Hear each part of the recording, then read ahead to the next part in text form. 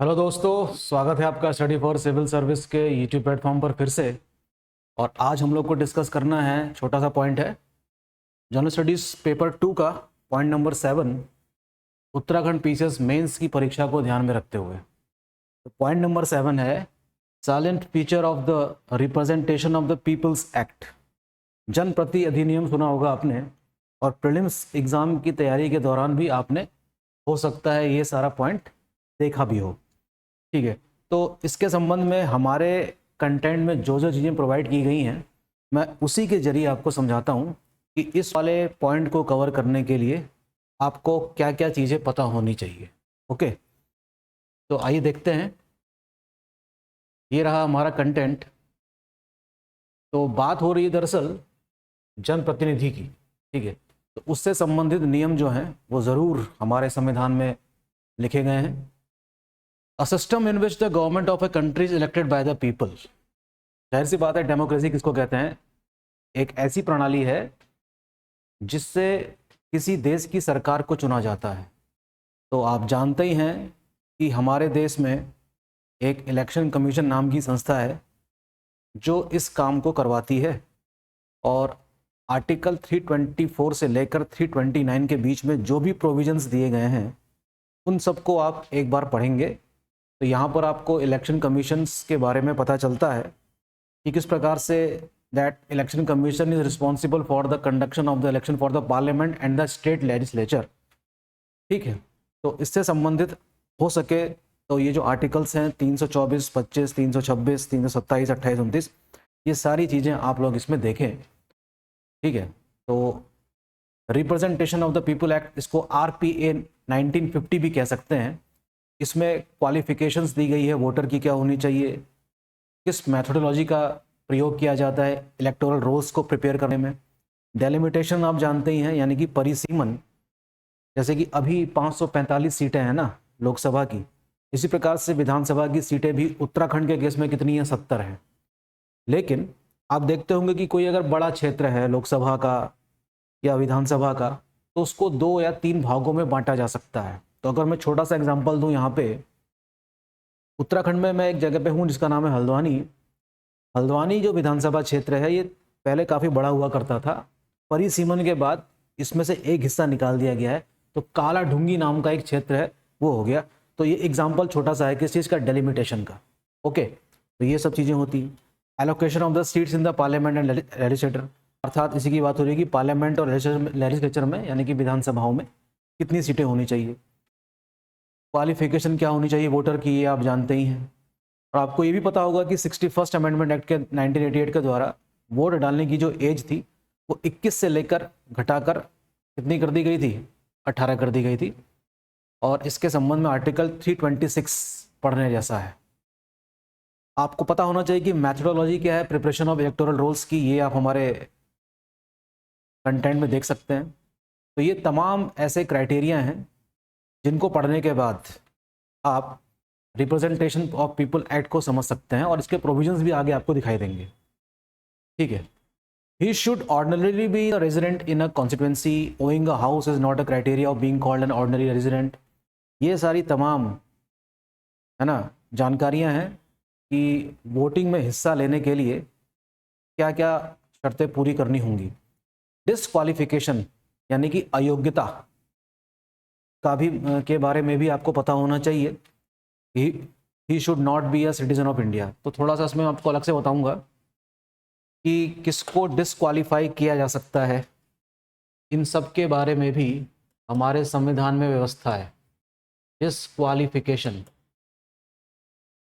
ठीक है, तो डिसक्वालिफिकेशन किसी MP या MLA को 2 आधार पे किया जा सकता है। एक आधार तो यह है कि अगर वो लाभ के पथ पर है, अनसाउंड माइंड का है, और उसने समस्त जानकारियां जो दे रखी हैं वो बाद में पता चलती हैं कि वो गलत है, तो उस आधार पे उसको क्या करा जा सकता है? MP या MLA के पद से उसको डिसक्वालीफाई किया जा सकता है। दूसरा तरीका डिसक्वालिफिकेशन का क्या है? उसको हम कहते हैं डिफेक्शन। क्या कहते हैं? डिफेक्शन। यानी कि आपने पढ़ा होगा दल बदल अधिनियम, याद आ रहा है आपको? दल बदल कानून जो था, जो 10th शेड्यूल में जिसके अनुसार ऐड किया गया था, हम उसकी बात कर रहे हैं। तो इसके आधार पर भी अगर कोई एमपी या एमएलए एब्सटेन वोटिंग कर देता है ना, जिस पार्टी से वो जीत कर आया था उसके खिलाफ कर देता है, ठीक है, तो इस प्रकार से भी उसकी क्या है, योग्यता कह सकते हैं कि जो उसकी जो मेंबरशिप है वो रद्द की जा सकती है। तो this membership is called as what, defection. तो इन सब को लेकर पार्लियामेंट में रूल बने हुए हैं। अगर इस आधार पर डिस्क्वालीफाई किया जाए कि उसने जो भी जानकारियां दी हैं वो ठीक नहीं है, तो उस केस में तो प्रेसिडेंट इसमें फैसला लेते हैं। और डिफेक्शन के केस में कौन लेगा? राज्यसभा के केस में लेंगे चेयरमैन यानी कि एक्स ऑफिशियो चेयरपर्सन, और लोकसभा के केस में कौन लेंगे? स्पीकर लेंगे। तो थोड़ा सा आप डिस्क्वालिफिकेशन के बारे में भी पढ़ के जाएंगे कि ये डिस्क्वालिफिकेशन का मतलब क्या होता है। तो दो प्रकार से डिस्क्वालीफाई किया जा सकता है एमपी या एमएलए को। शर्तें दोनों के लिए एक हैं। रिप्रेजेंटेटिव जो पीपल एक्ट है 1951 का, उसकी शर्तें एमपी और एमएलए दोनों के लिए एक समान रूप से लागू होती है, क्योंकि दोनों ही क्या हैं, जनप्रतिनिधि हैं। ठीक है, तो इस चीज़ को समझने का प्रयास करेंगे। ठीक है, तो डिस्क्वालिफिकेशन के बारे में भी पढ़िएगा आप।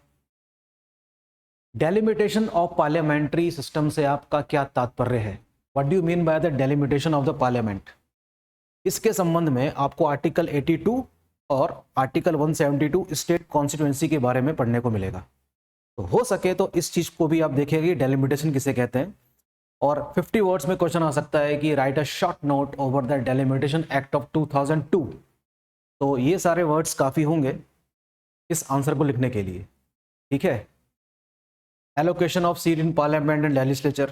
ठीक है, पार्लियामेंट में सदस्य की संख्या कितनी होनी चाहिए, विधानसभाओं में कितनी होनी चाहिए, इन सब के संबंध में आपको ये सारी बातें पढ़ लेनी चाहिए। डायरेक्ट इलेक्शन क्या होता है, सिंगल मेंबर कॉन्स्टिट्यूएंसी क्या होती है, SC reserve for SC ST population, article 330, article 332। कहने का मतलब यहाँ पर यह है कि जब भी आप इससे संबंधित कोई आंसर लिखें, अगर क्वेश्चन एग्जाम में आया है तो ज़रूर इन आर्टिकल्स का सहारा लेके लिख सकते हैं ताकि आपका आंसर सही हो। अब देखिए, representation of the people act 1951 में भी तीनों प्रकार के क्वेश्चंस में आने का स्कोप है। ये 50 वर्ड्स में भी आ सकता है, 100 में भी और 150 वर्ड्स में भी। तो depending upon the number of words, आपको अगर ये 50 वर्ड्स में आता है तो कुछ चीज़ें आपको लिखनी होंगी, 100 में थोड़ा ज़्यादा और 150 में थोड़ी और कुछ बातें।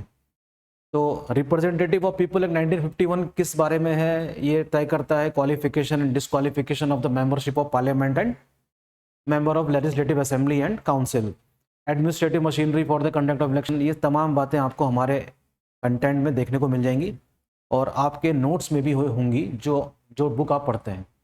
Qualification of member of parliament क्या होनी चाहिए, ये सारी बातें इस कंटेंट में समझाई गई हैं, आप देख सकते हैं। Disqualification if found guilty of certain election offences और करप्ट प्रैक्टिसेस, जैसे कि मैंने अभी आपको बताया। ठीक है, तो इस पे भी क्या है, उसको डिस्क्वालीफाई घोषित किया जा सकता है। ये सारी बातें जो मैंने अभी आपको बताई, इस पर एक्शन कौन लेगा? राष्ट्रपति लेंगे। ठीक है, नोटिफिकेशन ऑफ इलेक्शन किसे कहते हैं, क्वेश्चन आ सकता है। कोड ऑफ कंडक्ट क्या होता है, इसमें क्वेश्चन आ सकता है। What do you mean by the administrative machinery regarding elections? तो इलेक्शन कमीशन ऑफ इंडिया दिया है, आर्टिकल 324। ठीक है, तो ये भी काफ़ी चर्चा में रहती है बॉडी हमेशा, इसके बारे में पढ़ लीजिएगा। Appointment by district election officer and in duties they are appointed by the returning officer. तो ये तमाम बातें इसमें दी गई हैं। पॉलिटिकल पार्टीज का रोल पढ़ सकते हैं। ठीक है, political, what do you mean by the political party and what are the, कह सकते हैं कि किस पार्टी को राष्ट्रीय दर्जा मिल सकता है, उसके क्या क्या प्रावधान हैं। ये सारी बातें आपने प्री के दौरान पढ़ी होंगी। तो ये सारे कुछ शर्तें लिखी हैं राष्ट्रीय पार्टी का दर्जा हासिल करने के लिए, स्टेट पार्टी का दर्जा हासिल करने के लिए कुछ इस प्रकार की चीज़ें हैं, ये आप पढ़ सकते हैं। ठीक है, इलेक्शन सिंबल कौन देता है बताइए आपको? Election commission. Privileges of the political parties, electoral offences. ठीक है, for Lok Sabha constituency, for assembly constituencies यानी कि विधानसभाओं के संबंध में। ये तमाम बातें आपको इस वाले टॉपिक नंबर 7 में पढ़ लेनी चाहिए, जिसके लिए सबसे अच्छा कंसोलिडेटेड मटेरियल हम लोगों ने तैयार कर रखा है स्टडी फॉर सिविल सर्विस की टीम ने। तो ज़रूर इसको देखिएगा आप लोग। और यकीन मानिए एक ही रीडिंग में आपको सारी बात समझ में आ जाएगी। Only one reading is enough. और अब मैं आपको दिखाता हूं कि इस टॉपिक से संबंधित क्वेश्चन क्या एग्जाम में कभी आए हैं या नहीं।